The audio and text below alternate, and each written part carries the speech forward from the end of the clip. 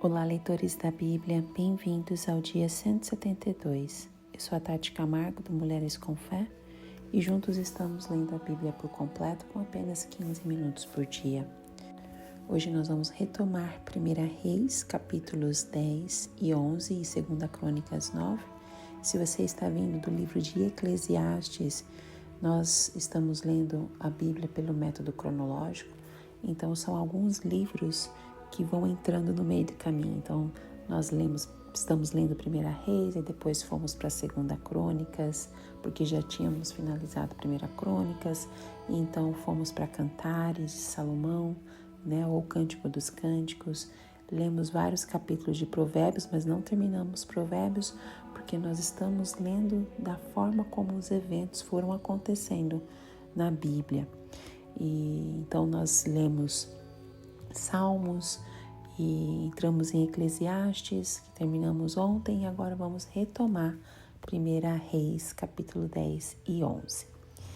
Mas antes de começar a nossa leitura, vamos fazer a nossa oração.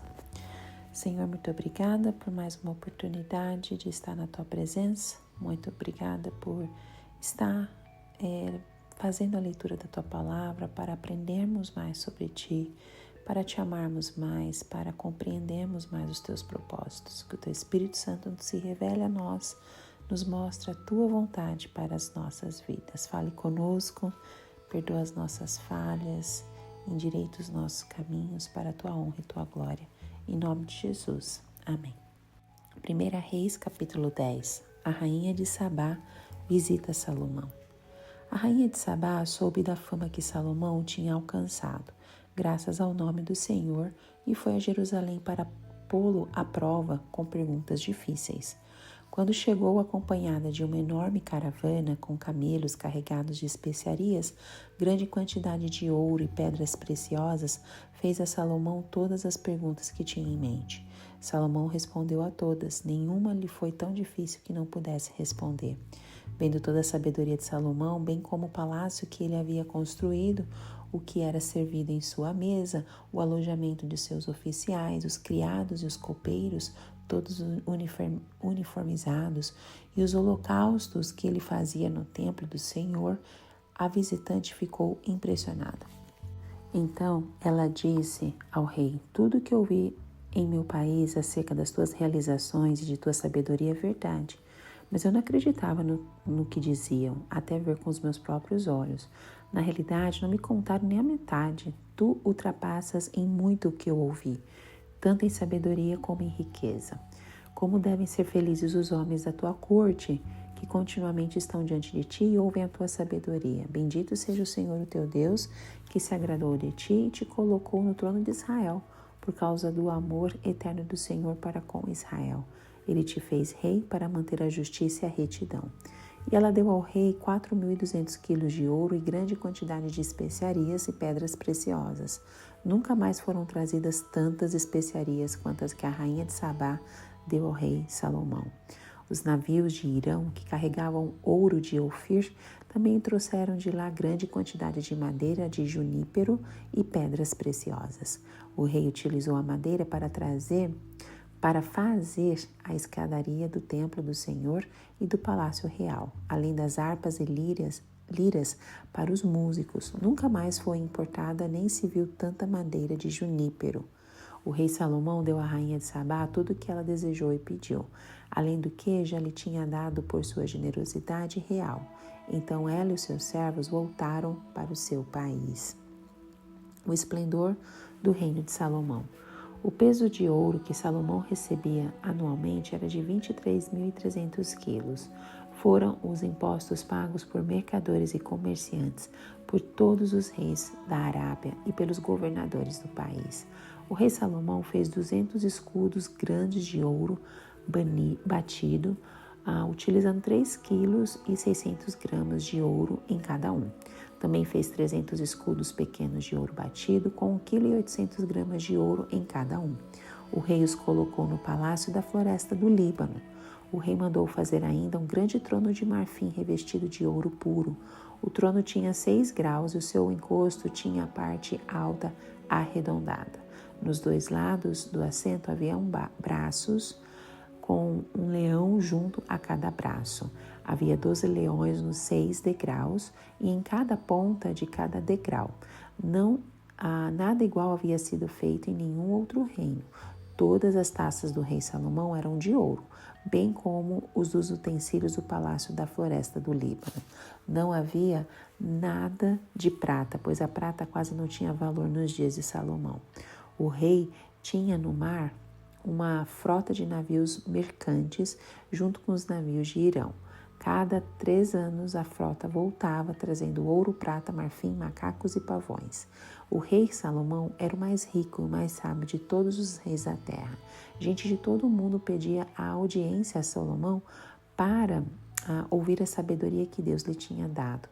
Ano após ano, todos os visitantes traziam algum presente: utensílios de prata e de ouro, mantos, armas e especiarias, cavalos e mulas. Salomão juntou cavalos e carros, possuía 1.400 guarnições de algumas cidades e a outra perto dele, em Jerusalém. O rei tornou a prata tão comum em Jerusalém quanto as pedras, e o cedro tão numeroso quanto as figueiras bravas da Cefelá. Os cavalos de Salomão eram importados do Egito e da Cilícia, onde os fornecedores do rei os compravam. Importavam do Egito um carro por 7,2 kg de prata e um cavalo por 1,8 kg, e os exportava para todos os reis dos hititas e dos arameus. 1 Reis, capítulo 11. As mulheres de Salomão. O rei Salomão amou muitas mulheres estrangeiras, além da filha de Faraó. Eram mulheres moabitas, amonitas, edomitas, sidônias e hititas. Elas eram das nações a respeito das quais o Senhor tinha dito aos israelitas: vocês não poderão tomar mulheres dentre dessas nações, porque elas os farão desviar-se para seguir os seus deuses. No entanto, Salomão apegou-se amorosamente a elas. Casou-se com 700 princesas e 300 concubinas, e as suas mulheres o levaram a desviar-se. À medida que Salomão foi envelhecendo, suas mulheres o induziram a voltar-se para outros deuses, e o seu coração já não era totalmente dedicado ao Senhor, o seu Deus, como fora o coração do seu pai Davi. Ele seguiu Astarote, a deusa dos Sidônios, e Moloque, o repugnante deus dos Amonitas. Dessa forma, Salomão fez o que o Senhor reprova. Não seguiu completamente o Senhor, como seu pai Davi. No monte que fica a leste de Jerusalém, Salomão construiu um altar para Camus, o repugnante deus de Moabe, e para Moloque, o repugnante deus dos Amonitas. Também fez altares para os deuses de todas as suas outras mulheres estrangeiras, que queimavam incenso e ofereciam sacrifícios a eles. O Senhor irou-se contra Salomão por ter se desviado do Senhor, o Deus de Israel, que lhe havia aparecido 2 vezes. Embora ele tivesse proibido Salomão de seguir outros deuses, Salomão não lhe obedeceu. Então o Senhor lhe disse: já que essa é a sua atitude, você não obedeceu à minha aliança e os meus decretos, os quais lhe ordenei, certamente lhe tirarei o reino e o darei a um dos teus servos. No entanto, por amor a Davi, seu pai, não farei isso enquanto você viver. Eu o tirarei da mão do seu filho, mas não tirarei dele o reino inteiro. Eu lhe darei uma tribo por amor de Davi, meu servo, e por amor de Jerusalém, a cidade que escolhi. Os adversários de Salomão. Então o Senhor levantou contra Salomão um adversário, o edomita Hadad, da linhagem real de Edom. Anteriormente, quando Davi estava lutando contra Edom, Joabe, o comandante do exército, que tinha ido para lá enterrar os mortos, exterminara todos os homens de Edom. Joabe e todo o exército israelita permaneceram lá 6 meses, até matarem todos os edomitas. Mas Hadad, sendo ainda menino, fugiu para o Egito com alguns dos oficiais edomitas que tinham servido a seu pai. Partiram de Midian e foram a Pará. Lá reuniram alguns homens e foram ao Egito, até o faraó, rei do Egito, que deu uma casa e terras a Hadad e lhe forneceu alimento. O faraó acolheu bem a Hadad, ao ponto de dar-lhe em casamento uma irmã de sua própria mulher, a rainha Táfnis. A irmã de Táfnis deu-lhe um filho chamado Genubate, que fora criado por Táfenes no palácio real. Ali Genubate viveu com os próprios filhos do faraó. Enquanto estava no Egito, Haddad soube que Davi tinha descansado com seus antepassados e que Joabe, o comandante do exército, também estava morto. Então Haddad disse ao faraó: "Deixe-me voltar para minha terra." "O que lhe falta aqui para que você queira voltar para sua terra?" perguntou o faraó. "Nada me falta", respondeu Haddad, "mas deixe-me ir." E Deus fez um outro adversário levantar-se contra Salomão, Rezon, filho de Eliada, que tinha fugido do seu senhor Hadadezer, rei de Zobá. Quando Davi destruiu o exército de Zobá, Rezon reuniu alguns homens e tornou-se líder de um bando de rebeldes. Eles foram para Damasco, onde se instalaram e assumiram o controle. Rezon foi adversário de Israel enquanto Salomão viveu e trouxe-lhe muitos problemas, além dos causados por Haddad. Assim, Rezon governou a Síria e foi hostil a Israel. A rebelião de Jeroboão contra Salomão. Também Jeroboão, filho de Nebate, rebelou-se contra o rei. Ele era um dos oficiais de Salomão, um efraimita de Zeredá, e a sua mãe era uma viúva chamada Zerua. Foi assim que ele se revoltou contra o rei. Salomão tinha construído o Milo e havia tapado a abertura do muro da cidade de Davi, seu pai. Ora, Jeroboão era um homem capaz, e quando Salomão viu como ele fazia bem o seu trabalho, encarregou de todos os que faziam trabalho forçado, pertencentes às tribos de José. Naquela ocasião, Jeroboão saiu de Jerusalém e Aias, o profeta de Siló, que estava usando uma capa nova, encontrou-se com ele no caminho. Os dois estavam sozinhos no campo e Aias segurou firmemente a capa que estava usando, rasgou-a em 12 pedaços e disse a Jeroboão: "Apanhe 10 pedaços para você, pois assim diz o Senhor, o Deus de Israel, saiba que eu vou tirar o reino das mãos de Salomão e dar a você 10 tribos. Mas, por amor ao meu servo Davi e à cidade de Jerusalém, a qual escolhi dentre todas as tribos de Israel, ele terá uma tribo. Farei isso porque eles me abandonaram e adoraram Astarote, a deusa dos Sidônios, Camus, deus dos Moabitas, e Moloque, deus dos Amonitas, e não andaram os meus caminhos, nem fizeram o que eu aprovo, nem obedeceram aos meus decretos e às minhas ordenanças, como fez Davi, pai de Salomão. Mas não tirarei o reino todo das mãos de Salomão. Eu o fiz governante todos os dias de sua vida por amor ao meu servo Davi, a quem escolhi e que obedeceu aos meus mandamentos e aos meus decretos. Tirarei o reino das mãos do seu filho e darei 10 tribos a você.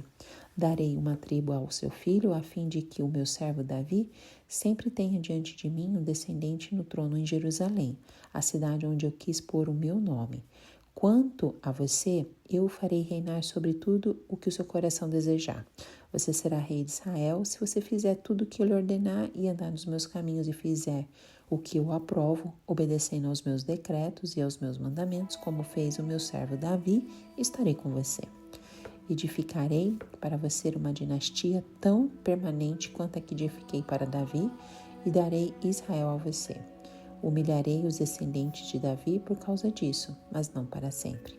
Salomão tentou matar Jeroboão, mas ele fugiu para o Egito, para o rei Sisaque, e lá permaneceu até a morte de Salomão. A morte de Salomão. Os demais acontecimentos do reinado de Salomão, tudo o que fez e a sabedoria que teve, estão todos escritos nos registros históricos de Salomão. Salomão reinou 40 anos em Jerusalém sobre todo Israel. Então descansou com seus antepassados e foi sepultado na cidade de Davi, seu pai, e o seu filho Roboão foi o seu sucessor. 2 Crônicas, capítulo 9. Como vocês já devem ter notado, em 2 Crônicas ele faz um resumo do que nós lemos em 1 Reis, e com alguns detalhes e de uma forma mais resumida. Então vamos ler 2 Crônicas capítulo 9, a rainha de Sabá visita Salomão. A rainha de Sabá soube da fama de Salomão e foi a Jerusalém para pô-lo à prova com perguntas difíceis. Quando chegou acompanhada de uma enorme caravana com camelos carregados de especiarias, grande quantidade de ouro e pedras preciosas, foi até Salomão e lhe fez todas as perguntas que tinha em mente. Salomão respondeu a todas, nenhuma lhe foi tão difícil que não pudesse responder. Vendo a sabedoria de Salomão, bem como o palácio que ele havia construído, o que era servido em sua mesa, o lugar de seus oficiais, os criados e os copeiros, todos uniformizados, e os holocaustos que ele fazia no templo do Senhor, ela ficou impressionada. Disse ela então ao rei: tudo o que eu ouvi em meu país acerca das tuas realizações e da tua sabedoria era verdade, mas eu não acreditava no que diziam, até ver com os meus próprios olhos. Na realidade, não me contaram nem a metade da grandeza da tua sabedoria. Tu ultrapassas em muito o que ouvi. Como devem ser felizes os homens da tua corte, que continuamente estão diante de ti e ouvem a tua sabedoria. Bendito seja o Senhor, o teu Deus, que se agradou de ti e te colocou no trono dele para reinar pelo Senhor, pelo teu Deus, por causa do amor de teu Deus para com Israel e do seu desejo de preservá-lo para sempre. Ele te fez rei para manter a justiça e a retidão. E ela deu ao rei 4.200 quilos de ouro e grande quantidade de especiarias e de pedras preciosas. Nunca se viram tantas e tais especiarias como as que a rainha de Sabá deu ao rei Salomão. Os marinheiros de Irão e de Salomão trouxeram ouro de Ofir e também madeira de junípero e pedras preciosas. O rei utilizou a madeira para fazer a escadaria do templo do Senhor e do palácio real, além de harpas e liras para os músicos. Nunca tinha visto algo semelhante em Judá. O rei Salomão deu à rainha de Sabá tudo o que ela desejou e pediu, muito mais do que ela tinha trazido. Então ela e seus servos voltaram para o seu país. O esplendor do reino de Salomão. O peso do ouro que Salomão recebia anualmente era de 23.300 quilos. Foram o que os mercadores e os comerciantes traziam. Também todos os reis da Arábia e os governantes do país traziam ouro e prata para Salomão. O rei Salomão fez 200 escudos grandes de ouro batido, utilizando 3,6 kg de ouro em cada um. Também fez 300 escudos pequenos de ouro batido, com 1,8 kg de ouro em cada um, e os colocou no palácio da floresta do Líbano.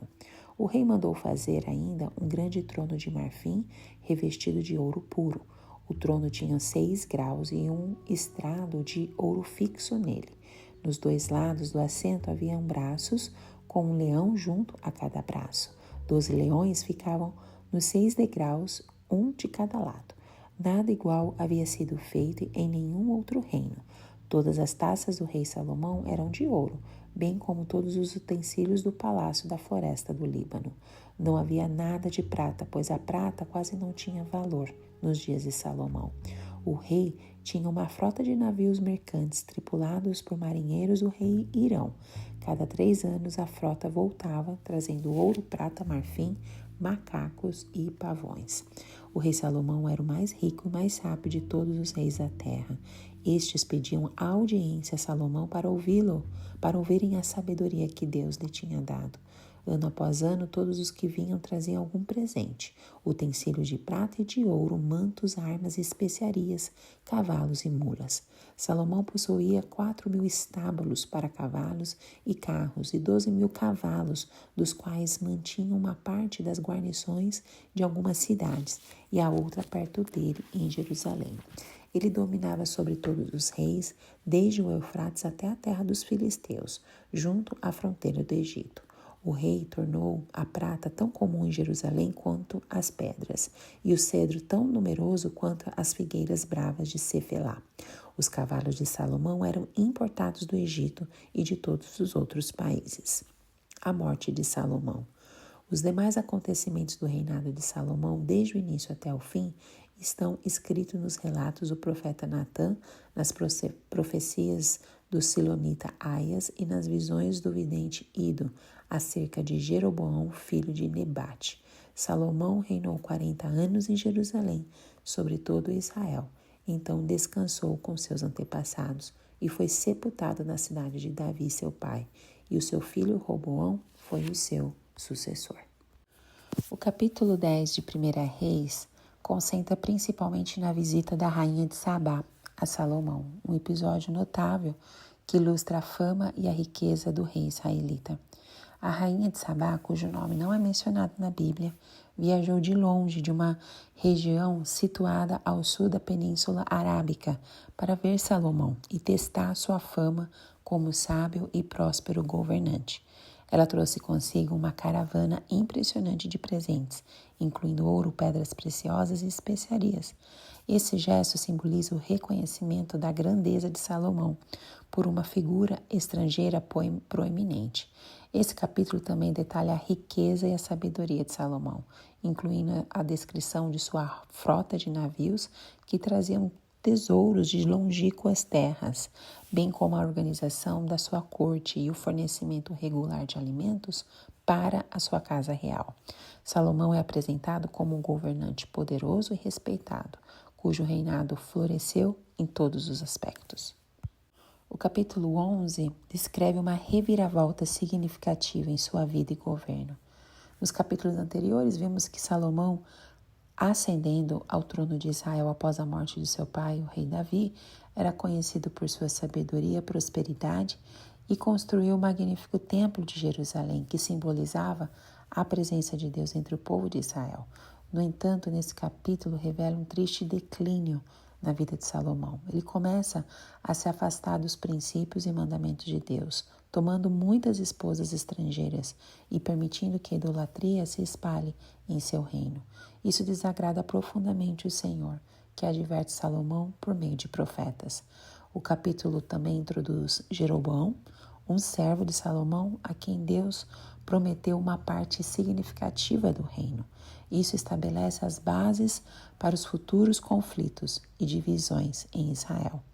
Esse capítulo nos apresenta um momento crucial na história de Israel, mostrando como a infidelidade de Salomão a Deus teve consequências significativas para o reino e a dinastia de Davi. Salomão, apesar da sua sabedoria, permitiu-se ser seduzido pelos encantos das mulheres estrangeiras. Lá no versículo 2, vemos que ele não apenas as amou, mas também as tomou como esposas, desobedecendo assim a lei de Deus que proibia casamentos mistos. Este foi o primeiro passo em direção à sua queda espiritual. Depois nós fomos informados de que essas esposas estrangeiras levaram a Salomão à prática da idolatria, influenciando a adorar deuses estranhos. Isso é uma violação direta dos mandamentos de Deus que exigiam adoração exclusiva a ele. A infidelidade de Salomão não passou despercebida aos olhos de Deus. No versículo 6, lemos que Salomão fez o que era mal aos olhos do Senhor. Deus ficou irado com Salomão por abandonar a fé e se voltar para ídolos pagãos. Essa ira divina é enfatizada ainda mais no versículo 7, quando Deus declara que rasgará o reino das mãos de Salomão, deixando-lhe apenas uma tribo por causa da fidelidade de seu pai Davi. Os versículos de 1 a 8 nos ilustra como até mesmo os mais sábios e bem-sucedidos podem se desviar do caminho da retidão quando cedem às tentações e influências erradas. O exemplo de Salomão nos lembra da importância da fidelidade a Deus e dos perigos da desobediência aos seus mandamentos, independentemente de quão elevada seja a nossa posição ou sabedoria. Lá no versículo 9, após a narrativa da infidelidade de Salomão, ao se envolver com as mulheres estrangeiras e praticar a idolatria, a ira do Senhor se manifesta. Deus levanta-se contra Salomão e a linguagem usada na passagem é impactante. O Senhor indignou-se com Salomão porque o seu coração se afastara do Senhor. Aqui vemos uma expressão vívida da desaprovação de Deus pelas ações de Salomão. Essa ira divina não é apenas uma demonstração de descontentamento, mas também sinaliza a iminência das consequências sérias. Deus ameaça Salomão com a perda do reino. Ele declara que tinha aparecido a Salomão 2 vezes e que Salomão não guardou os mandamentos do Senhor. A repetição da advertência por 2 vezes enfatiza a gravidade da situação. Deus não estava disposto a tolerar a infidelidade persistente de Salomão. Esses versículos demonstram a justiça e a fidelidade de Deus, bem como a disposição de reagir às ações humanas de acordo com seus princípios e mandamentos. No versículo 11, Deus se dirige a Salomão por meio do profeta Aias, expressando claramente sua insatisfação com as ações do rei. Deus afirma que Salomão quebrou sua aliança e seus mandamentos ao se desviar da fé e se voltar para outros deuses. Lá no versículo 12, Deus anuncia as consequências diretas das ações de Salomão. Ele declara que rasgará o reino das mãos de Salomão e dará a maior parte dele a Jeroboão, um servo de Salomão que Deus escolheu para liderar Israel. Essa transferência de poder é uma punição clara e uma demonstração da seriedade da infidelidade de Salomão. A escolha de Jeroboão como líder é notável, pois ele estava destinado a liderar uma parte significativa do reino em oposição a Salomão. Deus revela que manterá uma tribo para a linhagem de Davi, por amor e fidelidade ao seu servo Davi e à cidade de Jerusalém.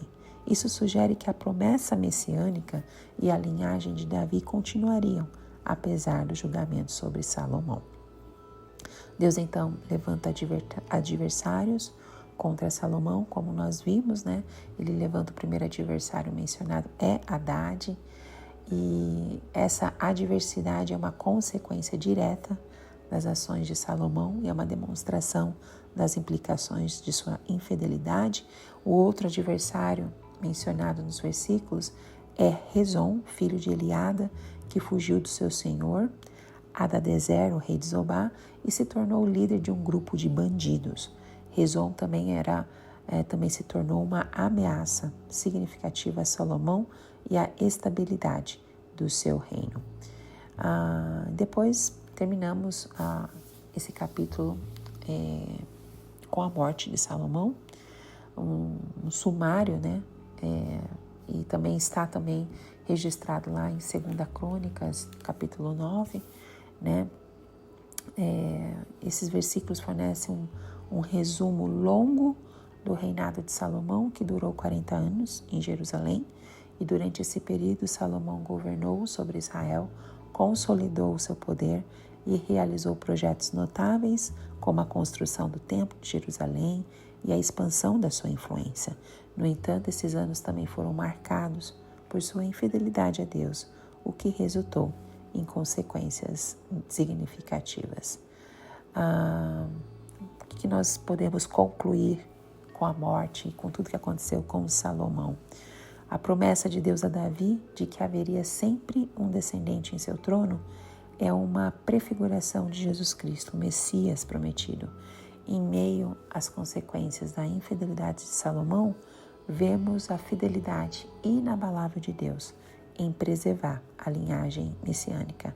Assim como Deus levantou Jeroboão como líder, também enviou Jesus para ser o Rei dos Reis e Senhor dos Senhores.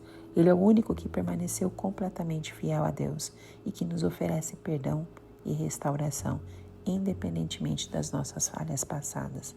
Portanto, em nossos dias, devemos lembrar que, assim como Salomão, todos nós precisamos de um Salvador. Jesus Cristo é a resposta para os nossos pecados e a fonte de nossa esperança. Devemos permanecer fiéis a Ele, mesmo em meio às tentações e influências deste mundo, confiando em Sua graça para nos manter firmes em nossa jornada de fé. Amém. Que Deus continue te abençoando e falando ao seu coração. E eu te encontro no próximo áudio. Tchau, tchau.